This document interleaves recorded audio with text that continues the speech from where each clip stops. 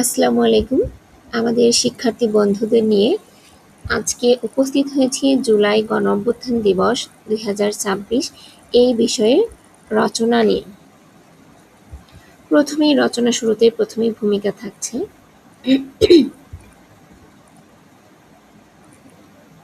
২০২৪ সালের জুলাই মাসে সরকারি চাকরিতে কোটা ব্যবস্থার যৌক্তিক সংস্কারের দাবিতে দেশের শিক্ষা প্রতিষ্ঠানগুলো উত্তাল হয়ে ওঠে। সাধারণ শিক্ষার্থীদের এই অহিংস ও ন্যায়সঙ্গত আন্দোলন দ্রুতই সারা দেশে ছড়িয়ে পড়ে। পরবর্তীতে দমন-পীড়ন ও সহিংসতার কারণে তা সর্বস্তরের মানুষের অংশগ্রহণে একটি পূর্ণাঙ্গ গণ-অভ্যুত্থানে রূপ নেয়।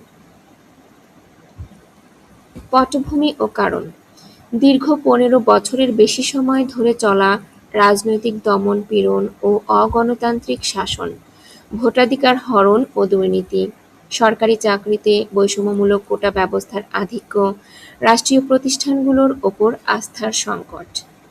আন্দোলনের রূপ ও বিকাশ: ১লা জুলাই শিক্ষার্থীদের নেতৃত্বে নিয়মতান্ত্রিক ও শান্তিপূর্ণ আন্দোলন শুরু।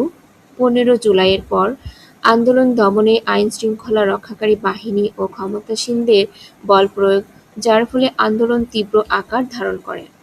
৩৬ দিনের সংঘাত: ছাত্র, শিক্ষক, শ্রমিক ও সাধারণ মানুষ রাজপথে নেমে আসেন।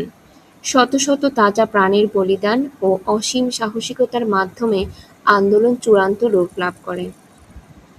৫ই আগস্ট ও ঐতিহাসিক বিজয়: ২০২৪ সালের ৫ আগস্ট ছাত্র জনতার প্রবল আন্দোলনের মুখে তৎকালীন প্রধানমন্ত্রী শেখ হাসিনা পদত্যাগ করে দেশ ত্যাগ করতে বাধ্য হন।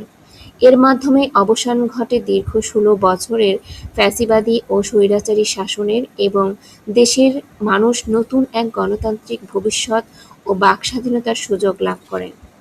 উপসংহার: জুলাই গণঅভ্যুত্থান আমাদের তরুণ প্রজন্মের সাহসিকতা ও অন্যায়ের বিরুদ্ধে আপোষহীন প্রতিবাদের এক উজ্জ্বল প্রতীক।